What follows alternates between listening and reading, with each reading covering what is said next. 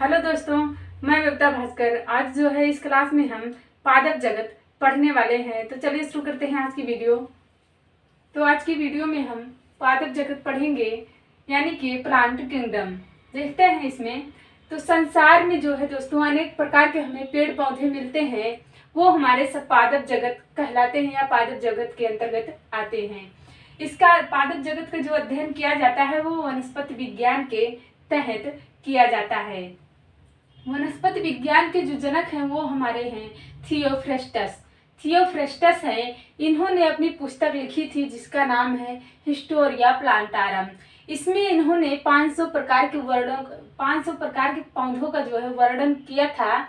इसीलिए इन्हें जो है वनस्पति विज्ञान के जनक या फिर पिता कहा जाता है। अब देखते हैं कैरोलस लीनियस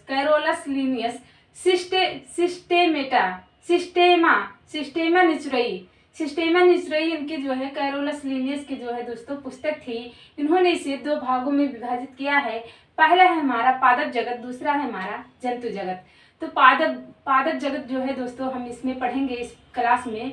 तो देखते हैं इसमें पादपों का वर्गीकरण, यानी कि क्लासिफिकेशन ऑफ प्लांट्स। इसमें देखते हैं तो एकलर ने 1883 ईस्वी में वनस्पति जगत का जो है वर्गीकरण निम्न रूपों में किया।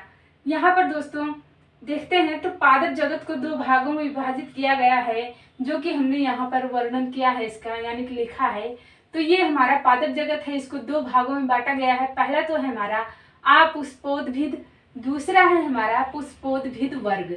तो अपुष्पोद्भिद को दोस्तों जो है 3 भागों में बांटा गया है। इसमें पहला है हमारा थैलोफाइटा, दूसरा है ब्रायोफाइटा, तीसरा है हमारा टेरिडोफाइटा। अब इसको थैलोफाइटा को दोस्तों, ये तो 3 प्रकार अपुष्पोद्भिद के हो गए। अब इसमें देखते हैं जो थैलोफाइटा है हमारा, इसको भी 3 भागों में बांटा गया है। तो इसमें पहला है शैवाल, दूसरा है कवक और तीसरा है लाइकेन। अब देखते हैं दूसरा जो है हमारा पुष्पोद्भिद जो है, इसको 2 भागों में बांटा गया है। इसमें पहला है नग्न बीजी पौधे और दूसरा है आवृत्त बीजी पौधे। और जो आवृत्त बीजी पौधे हैं दोस्तों, इसको भी 2 भागों में बांटा गया है। पहला है एक बीज पत्री और दूसरा है हमारा द्विबीजपत्री। अब देखते हैं इसमें अपुष्पोद्भिद पौधे क्या होते हैं यहाँ पर। तो इसमें जो है इस वर्ग के पौधों में पुष्प तथा बीज नहीं पाए जाते हैं। अपुष्पोद्भिद पौधे में जो है दोस्तों इस वर्ग के पौधों में जो है पुष्प तथा बीज नहीं पाए जाते हैं। अपुष्पोद्भिद पौधे यही कहलाते हैं। इसे निम्न समूह में जो है बांटा गया है। पहला देखते हैं इसमें थैलोफाइटा। थैलोफाइटा क्या है? यह वनस्पति जगत का सबसे बड़ा समूह है। यह वनस्पति जगत का सबसे बड़ा समूह है। इस समूह के पौधों का शरीर सुकाय होता है। इस जगत के पौधों का जो है शरीर सुकाय होता है, अर्थात पौधे, जड़ तथा एवं पत्ती आदि विभक्त नहीं होते हैं। इसमें जो है संवहन ऊतक नहीं होता है, यानी कि संवहन ऊतक नहीं पाया जाता है। देखते हैं दोस्तों अब थैलोफाइटा के उदाहरण देखते हैं। तो शैवाल होते हैं, कवक होते हैं और लाइकेन होते हैं इसके उदाहरण। आगे देखते हैं अब शैवाल, एल्गी का अध्ययन दोस्तों फाइकोलॉजी कहलाता है। इसमें जो है आगे देखते हैं दूसरा पॉइंट, शैवाल प्रायः पर्णहरित युक्त संवहन ऊतक रहित आत्मपोषी होते हैं। इसमें हरित लवक जो है उपस्थित होता है, यानी कि हरित लवक पाया जाता है। दूसरा देखते हैं तीसरा, इसमें शैवालों की कोशिका भित्ति सेलुलोज की बनी होती है। शैवालों की कोशिका भित्ति जो होती है दोस्तों वो सेलुलोज की बनी होती है। शैवाल स्वपोषी होते हैं क्योंकि ये अपना भोजन प्रकाश संश्लेषण की प्रक्रिया द्वारा खुद बनाते हैं। आगे देखते हैं शैवाल जलीय पादप होते हैं। ये जल में पाए जाते हैं तथा ये समुद्री तथा साधारण दोनों प्रकार के जल में पाए जाते हैं। आगे है ये जो है आलसी भालू, यानी कि स्लॉथ बियर, आलसी भालू पर भी पाए जाते हैं। अब देखते हैं कुछ उपयोगी शैवाल जो हैं। कुछ उपयोगी शैवाल बेनिफिशियल एल्गी। इसमें देखते हैं ये ऑक्सीजन प्राप्त करते हैं, ये ऑक्सीजन प्रदान करते हैं दोस्तों। उपयोगी शैवाल में ये ऑक्सीजन प्रदान करते हैं। ये भोजन के रूप में भी पाए जाते हैं, जैसे फोरफाइरा अल्बा, सरगासम, लेमिनेरिया और नास्टाक आदि के रूप में भोजन के रूप में पाए जाते हैं। आगे देखते हैं आयोडीन निर्माण में देखते हैं तो लेमिनेरिया, फ्यूकस, एक्लोनिया आदि। आगे देखते हैं अब खाद के निर्माण में नास्टाक और है एनाबीना केल्प आदि। एनाबीना केल्प आदि के रूप में भी जो है खाद के रूप में उपयोग किए जाते हैं। आगे है सबसे ज्यादा प्रोटीन युक्त शैवाल कौन सा है, तो सबसे ज्यादा प्रोटीन युक्त शैवाल हमारा जो है वो है क्लोरेला में दोस्तों सबसे ज्यादा प्रोटीन पाया जाता है। आगे देखते हैं क्लोरेला नामक शैवाल को अंतरिक्ष यान के केबिन के हौज में उगाकर अंतरिक्ष यात्री को प्रोटीन युक्त भोजन, जल और ऑक्सीजन प्राप्त हो सकती है। क्लोरेला का पौधा दोस्तों कुछ इस प्रकार होता है। इसमें छोटी छोटी जो है पत्तियां होती है और जो है इस तरीके से होता है। आगे देखते हैं शैवालों के प्रकार। शैवालों के दोस्तों 4 प्रकार होते हैं। पहला है इसमें हरे शैवाल यानी कि ग्रीन एल्गी। इसमें रंग वर्णक होते हैं और पिगमेंट यानी कि, और इसमें जो है क्लोरोफिल पाया जाता है। दूसरा है हमारा लाल शैवाल रेड एल्गी, रंग वर्णक होते हैं यानी कि पिगमेंट, और इसमें जो है फाइकोइरिथ्रिन पाया जाता है। आगे है तीसरा हमारा भूरा शैवाल, ये है ब्राउन एल्गी यानी कि फ्यूकोजैंथिन पाया जाता है। चौथा है हमारा नील हरित शैवाल यानी कि ब्लू ग्रीन एल्गी, नील हरित शैवाल। इसमें फाइकोसाइनिन पाया जाता है। दोस्तों अब कवक यानी कि फंगी के बारे में पढ़ेंगे, तो चलिए शुरू करते हैं। आगे इसमें कवक में तो इसके अध्ययन को जो है दोस्तों कवक के अध्ययन को कवक विज्ञान यानी कि माइकोलॉजी कहा जाता है। आगे देखते हैं इसमें कवक पर्णहरित संकेंद्रीय संवहन ऊतक रहित थैलाफाइट है। आगे है कवक में संचित भोजन ग्लाइकोजन के रूप में रहता है। इनकी कोशिका भित्ति जो है काइटिन की बनी होती है। कवक पौधों में गंभीर रोग उत्पन्न करते हैं।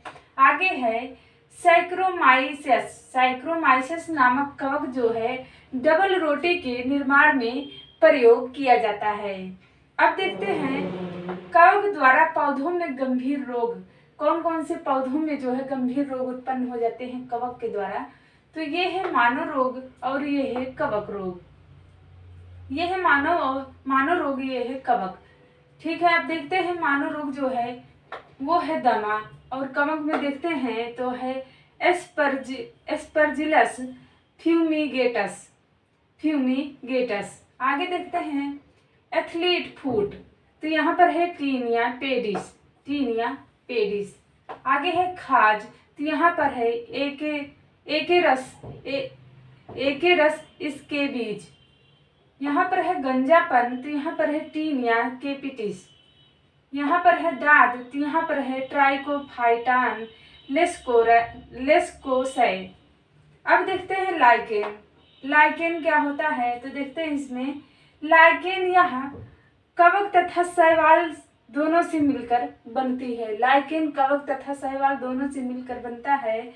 इसमें कवक तथा शैवालों का संबंध परस्पर सहजीवी जैसा होता है।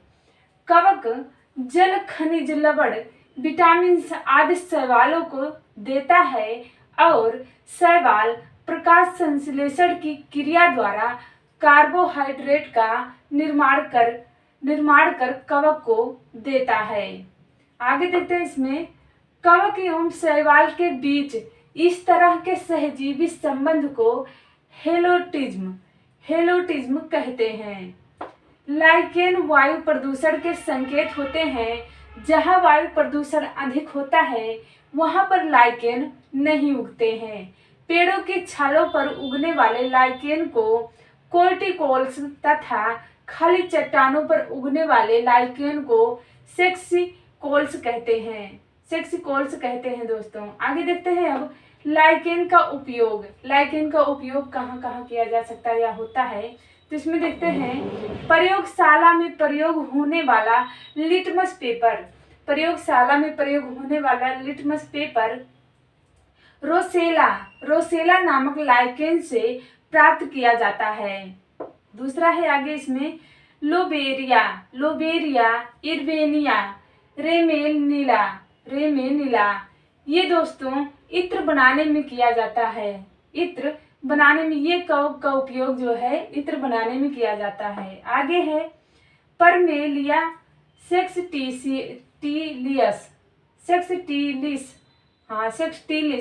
ये है दोस्तों, ये कवक है हमारे। इनकी जो दवा बनाई जाती है वो मिर्गी की दवा बनाने में ये काम आते हैं। तो अब देखते हैं दोस्तों जीवाणु यानी कि बैक्टीरिया के बारे में। बैक्टीरिया क्या होता है, तो इसमें होता है दोस्तों, देखते हैं जीवाणुओं को पादप तथा जंतुओं के बीच की कड़ी कहा जाता है। इनका जो है पता सर्वप्रथम एंटोनी वान ल्यूवेनहाक नामक वैज्ञानिक ने 1683 ईस्वी में जो है किया था, या 83 ईस्वी में लगाया था इसका पता। आगे देखते हैं एयरनवर्ग ने इन्हें बैक्टीरिया नाम दिया था तथा लुई पास्चर ने 1876 में बताया कि जीवाणुओं के द्वारा किण्वन क्रिया होती है। रॉबर्ट कोच ने जीवाणुओं का कृत्रिम संवर्धन किया और रॉबर्ट कोच को आधुनिक विज्ञान का जो है जनक कहा जाता है। इसमें देखते हैं आगे इनमें पादपों की तरह कोशिका भित्ति होती है, जिस कारण इन्हें पादप वर्ग में रखा गया है। किन्हें? जीवाणु को, यानी कि बैक्टीरिया को। अब देखते हैं आकृति के आधार पर जीवाणु के कई प्रकार होते हैं। इसमें पहला देखते हैं तो छड़ाकार या फिर बैसिलस। तो इसमें देखते हैं यह छड़नुमा या बेलनाकार होते हैं। यह छड़नुमा या बेलनाकार होता है या फिर होते हैं। दूसरा है हमारा गोलाकार या फिर कोकस। ये गोलाकार एवं सबसे छोटे जीवाणु होते हैं। ये गोलाकार एवं सबसे छोटे जीवाणु होते हैं। तीसरा है हमारा कोमा आकार। कोमा आकार जो है या कोमा आकार या विब्रियो। इसमें देखते हैं अंग्रेजी के चिन्ह कोमा के आकार के उदाहरण विब्रियो, कालेरी आदि की तरह होते हैं। चौथा है हमारा सर्पिलाकार। सर्पिलाकार में देखते हैं तो स्प्रिंग या स्क्रू के आकार के होते हैं। आगे देखते हैं दोस्तों एजोटोबैक्टर, यानी और आगे जो है एजोटोबैक्टर, एजोस्पाइरियल्स तथा क्लोस्ट्रीडियम। जीवाणु की कुछ जातियां स्वतंत्र रूप से मिट्टी में निवास करती हैं। वह मिट्टी के कणों के बीच स्थित वायु के नाइट्रोजन का स्थिरीकरण करती हैं। आगे देखते हैं एनाबीना तथा नॉरस्टॉक नामक साइनोबैक्टीरिया वायुमंडल की N2 का स्थिरीकरण करते हैं। आगे देखते हैं राइजोबियम तथा ब्रेडीराइजोबियम इत्यादि जीवाणु की जातियां लेग्यूमिनोसी मटर कुल के पौधों की जड़ों में रहते हैं और वायुमंडलीय N2 का स्थिरीकरण करती हैं। आगे है अब दूध की अधिक दिनों तक सुरक्षित रखने के लिए, दूध को अधिक दिनों तक जो है सुरक्षित रखने के लिए इसको जो है पाश्चुरीकरण कहते हैं। दूध को जो अधिक दिनों तक हम सुरक्षित रख सकते हैं दोस्तों, इस क्रिया को जो है पाश्चुरीकरण कहा जाता है। आगे देखते हैं, पाश्चुरीकरण की खोज जो है 1850 ईस्वी में लुई पास्चर जी ने की थी। इसमें दो विधियां होती हैं। पहली विधि है हमारी लो टेम्परेचर होल्डिंग मेथड, यानी कि शॉर्टकट में LTH। इसमें जो होता है दूध को 62.8 सेल्सियस अंश पर 30 मिनट तक गर्म करते हैं। दूसरा मेथड जो है, दूसरा है हमारा high temperature short time method. इसमें जो शॉर्ट में लिखा जाता है वो है HTST। इसमें क्या होता है, दूध को 71.7 अंश सेल्सियस पर 15 सेकंड तक गर्म करते हैं। आगे देखते हैं अब, चर्म उद्योग में चमड़े से बालों और वसा हटाने का कार्य जीवाणुओं के द्वारा होता है। इसे चमड़ा कमाना कहते हैं। आगे है अब आचार। यहाँ पर आचार मुरब्बे शरबत को शक्कर की गाढ़ी चाशनी में या अधिक नमक में रखते हैं ताकि जीवाणुओं का संक्रमण होते ही जीवाणुओं का जीव द्रव्य कुंचन हो जाता है तथा जीवाणु नष्ट हो जाते हैं। इसलिए आचार मुरब्बे बहुत अधिक दिनों तक खराब नहीं होते हैं। आगे देखते हैं, शीत संग्रहगार कोल्ड स्टोरेज में न्यून ताप पर -10 अंश सेल्सियस से -18 अंश सेल्सियस पर सामग्री का संचय करते हैं। अब देखते हैं आगे, इसमें अगला है ब्रायोफाइटा। ब्रायोफाइटा में देखते हैं पहला पॉइंट, यह सबसे सरल स्थलीय पौधों का समूह है। यह सबसे सरल स्थलीय पौधों का समूह है। इस प्रभाग में लगभग 25,000 जातियां सम्मिलित की जाती हैं। दूसरा पॉइंट है इसमें संवहन ऊतक अर्थात जाइलम एवं फ्लोएम का पूर्णतः अभाव होता है। तीसरा है हमारा, इस समुदाय को वनस्पति जगत का एम्फीबिया वर्ग भी कहा जाता है। इस समुदाय के पौधे मृदा अपरदन को रोकने में सहायता प्रदान करते हैं। आगे है स्फेगनम। इसमें देखते हैं, नामक मांस अपने स्वयं के भार से 18 गुना अधिक पानी सोखने की क्षमता रखता है। इसलिए माली इसका उपयोग पौधों को एक स्थान से दूसरे स्थान ले जाते समय सूखने से बचाने के लिए करते हैं। आगे देखते हैं, इसमें स्फेगनम मांस का प्रयोग ईंधन के रूप में किया करते हैं। अगला पॉइंट है, इसमें स्फेगनम मांस का प्रयोग एंटीसेप्टिक के रूप में भी किया जाता है। टेरिडोफाइटा देखते हैं इसके अंतर्गत। तो पहला पॉइंट है, इस समूह के पौधे नमी छायादार स्थानों, जंगलों एवं पहाड़ों पर अधिकता से पाए जाते हैं। दूसरा पॉइंट है इसमें, पौधे का शरीर जड़, तना, शाखा एवं पत्तियों में विभेदित रहता है। तना साधारण राइजोम के रूप में रहता है। आगे देखते हैं, इस समुदाय के पौधों में संवहन ऊतक पूर्ण विकसित होते हैं, परंतु जाइलम में, बेसेल एवं फ्लोएम में सहकोशिकाएं नहीं होती हैं। उदाहरण देखते हैं इसमें, जैसे फर्न, हार्सटेल और लाइकोफाइटस, ये उदाहरण थे इसके। अब देखते हैं संवहन ऊतक। पादपों में 2 प्रकार के संवहन ऊतक होते हैं। पहला है हमारा जाइलम, दूसरा है फ्लोएम। जाइलम क्या है?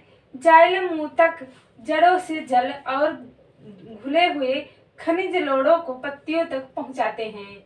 ये है जाइलम जड़ों से जो है पत्तियों तक पहुंचाते हैं। क्या पहुंचाते हैं? लवणों को पत्तियों तक खनिज लवणों को जो है जड़ से पत्तियों तक खनिज लवणों का जो पहुंचाने का काम करता है वो हमारा जाइलम करता है। अब देखते हैं फ्लोएम क्या है। फ्लोएम ऊतक फ्लोएम पत्तियों में तैयार शर्करा भोजन को पौधे के सभी भागों तक पहुंचाते हैं। तैयार जो शर्करा होती है दोस्तों वो पत्तियों से जो है जड़ों तक पहुंचाने का काम करता है फ्लोएम। क्या पहुंचाता है? तैयार जो शर्करा होती है ये फ्लोएम पहुंचाने का कार्य करता है। आगे देखते हैं अब इसमें कुल का नाम और प्रमुख पौधों का नाम। इसमें देखते हैं कुल का नाम है पाली। पाली में जो कौन कौन से पौधे आते हैं तो प्रमुख पौधे का नाम देखते हैं तो हो गया हमारा सुपारी, ताड़, नारियल, खजूर। आगे है दूसरा ग्रेमिनेसी है। इसके अंतर्गत देखते हैं तो मक्का, गेहूं, बांस, गन्ना, चावल, ज्वार, बाजरा, जौ, जई आदि आते हैं। तीसरा है हमारा लिलिएसी। इसके अंतर्गत लहसुन, प्याज आता है। चौथा है हमारा क्रूसीफेरी के अंतर्गत आता है जो वो है मूली, शलजम, सरसों। अगला है मालवेसी। मालवेसी के अंतर्गत जो आते हैं वो है कपास, भिंडी, गुड़हल। आगे है लेग्यूमिनेसी। लेग्यूमिनेसी के अंतर्गत जो आते हैं वो है बबूल, छुई मुई, कत्था, गुलमोहर, अशोक, इमली, कचनार तथा सभी दलहन फसल। अगला नंबर देखते हैं दोस्तों कंपोजिटी। कंपोजिटी है ये। इसके अंतर्गत कौन कौन से पौधे आते हैं तो आता है हमारा डहेलिया। आगे है रूटेसी। रूटेसी के अंतर्गत देखते हैं तो नींबू, चकोतरा, संतरा, मौसमी, बेल, कैता और कामिनी। आगे देखते हैं कुकुरबिटेसी। कुकुरबिटेसी देखते हैं इसके अंतर्गत तो तरबूज, खरबूजा, टिंडा, कद्दू, लौकी, खीरा, ककड़ी, परवल और चिचिंडा, करेला ये सभी आते हैं। आगे है सोलेनेसी। सोलेनेसी के अंतर्गत देखते हैं तो हो गया हमारा आलू, मिर्च, बैगन, मकोई, धतूरे का पौधा और बेलाडोना, टमाटर आदि के जो है पौधे आते हैं। आगे देखते हैं रोजेसी। रोजेसी के अंतर्गत आते हैं जो वो आता है हमारा स्ट्रॉबेरी, सेब, बादाम, नाशपाती। अब आगे देखते हैं पुष्पोद्भिद वर्ग के जो है अंतर्गत इन्हें दो भागों में बांटा गया था। इसे पहला तो है नग्न बीजी, दूसरा है हमारा आवृत्त बीजी। तो पहले हम नग्न बीजी देखते हैं। इसमें वह पौधे होते हैं जिनके फूल में जो है फूल, फल, पेड़, तना सभी जो है पाए जाते हैं। ये बहुवर्षीय होते हैं जो है। और इसके अंतर्गत देखते हैं पहले इसमें नग्न बीजी का आर्थिक महत्व क्या है तो भोजन के रूप में देखते हैं पहले नग्न बीजी का महत्व। तो साइकस के तनों से मंड निकालकर खाने वाला साबूदाना बनाया जाता है। इसीलिए साइकस को सागो पाम कहते हैं। दूसरा है हमारा लकड़ी के रूप में देखते हैं तो चीड़, सिकोया, देवदार, स्प्रूस आदि की लकड़ी से फर्नीचर बनते हैं। तीसरा है हमारा वाष्पीय तेल के रूप में देखते हैं तो चीड़ के पेड़ से तारपीन का तेल, देवदार की लकड़ी से सेट्स तेल मिलता है। आगे देखते हैं टेनिन के रूप में देखते हैं तो चमड़ा बनाने तथा स्याही बनाने के काम में आता है। आगे देखते हैं रेजिन के रूप में देखते हैं तो कुछ शंकु पौधों से रेजिन निकाला जाता है जिसका प्रयोग वर्निश, पॉलिश, पेंट आदि बनाने में होता है। आगे देखते हैं नग्न बीजी का सबसे ऊंचा पौधा जो होता है वो होता है हमारा सिकोया सिम्परबिरेंस। इसी के अंतर्गत आता है। इसकी ऊंचाई जो होती है 120 मीटर है। इसकी ऊंचाई 120 मीटर होती है। इसे coast redwood of California भी कहते हैं। इसमें देखते हैं आगे सबसे छोटा जो नग्न बीजी पौधा होता है वो होता है हमारा जैमिया जैमिया पिग्मिया, जैमिया पिग्मिया है। उदाहरण है दोस्तों साइकस सिकोया, चीड़ का पेड़। साइकस सिकोया का पेड़ हो गया हमारा, चीड़ का पेड़ हो गया, आदि आते हैं। अब देखते हैं नग्नबीजी पौधे किसे कहते हैं। पहले ये जानते हैं। इसमें वह पौधे होते हैं जिनमें बीजों का कवच नहीं पाया जाता। नग्नबीजी पौधों में जो है बीजों का कवच नहीं पाया जाता, यानी कि बीजों के ऊपर जो ऊपरी परत होती है वो नहीं पाया जाता। ये पौधे बहुवर्षीय और लंबे होते हैं। ये पौधे जो होते हैं बहुत वर्ष तक रहते हैं दोस्तों, और ये काफी लंबे होते हैं। इनकी मूसला जड़ें पूर्ण विकसित होती हैं। ये मरुभित होते हैं और इसके अंतर्गत आते हैं जो देखते हैं। और पौधे पूर्ण विकसित होते हैं। ये जितने भी पौधे होते हैं इसके अंतर्गत जो है दोस्तों ये पूर्ण विकसित होते हैं। पौधों में फूल, फल तथा बीज आदि पाए जाते हैं। तो देखते हैं दोस्तों आगे आवृत्तबीजी पौधे क्या होते हैं। इस समूह के पौधों में बीज फल के अंदर होते हैं। इनके पौधों में जड़, पत्ती, फूल, फल एवं बीज सभी पूर्ण रूप से विकसित होते हैं। इस उपसमूह के पौधों में बीज में एक पत्र होते हैं। बीज पत्रों की संख्या के आधार पर इन पौधों को जो है दो वर्गों में विभाजित किया गया है। तो पहला है हमारा एक बीज पत्री पौधे। किसे कहते हैं देखते हैं। उन पौधों को कहते हैं जिनके बीज में सिर्फ एक बीज पत्र होता है, उन्हें एक बीज पत्री पौधे कहते हैं। दूसरा है हमारा द्विबीजपत्री पौधे।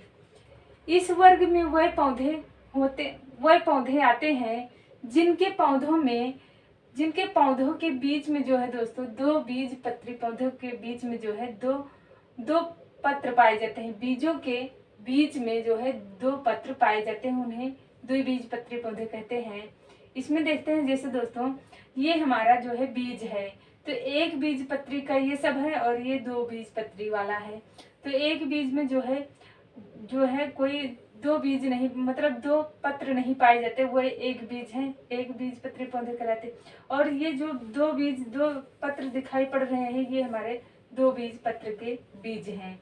और इसमें जो जड़ पाई जाती है एक बीज पत्री में दोस्तों ये इस तरीके से जड़ पाई जाती है, और दो बीज पत्र में इस तरीके से जड़ पाई जाती है। एक बीज पत्र में जो है जो डंठल होता है दोस्तों, अगर उसे काटेंगे तो कुछ इस तरीके से उसमें छिद्र दिखाई देते हैं। और दो बीज पत्री में दोस्तों अगर इस प्रकार से काटने पर हमें तो कुछ इस तरीके से उसमें दिखाई देता है हमें छिद्र, ठीक है। और एक बीज पत्री में जो पत्तियां होती हैं उनमें इस तरीके से जो है लाइन होती है, इस तरीके से पत्ती पाई जाती है। और जो दो बीज पत्री होते हैं दोस्तों तो इस प्रकार से जो है उनमें पत्तियां पाई जाती हैं।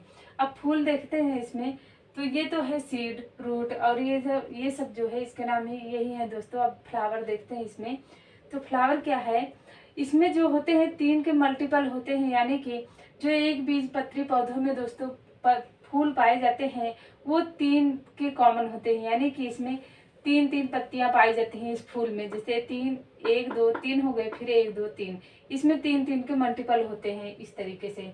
और दो बीज पत्री में जो फूल पाए जाते हैं वो 4 पंखुड़ियों वाले पाए जाते हैं या फिर 5 पंखुड़ियों वाले फूल पाए जाते हैं। अब देखते हैं एक बीज पत्री पौधों के उदाहरण देखते हैं कौन कौन से हैं। तो एक बीज पत्री के पौधों के उदाहरण हैं गेहूं हो गया, मक्का हो गया, चावल, ज्वार, बाजरा, जौ, बांस, गन्ना, लहसुन, प्याज, सुपारी आदि। जैसे ये पौधा है हमारा, बनाए हैं इसको एक बीज पत्री के पौधे हैं। दूसरा देखते हैं द्विबीज पत्री पौधे के उदाहरण देखते हैं पौधों के, तो क्या क्या है। तो सरसों हो गया, सूरजमुखी हो गया, मूली, सलगम, सेब, संतरा, नींबू आदि।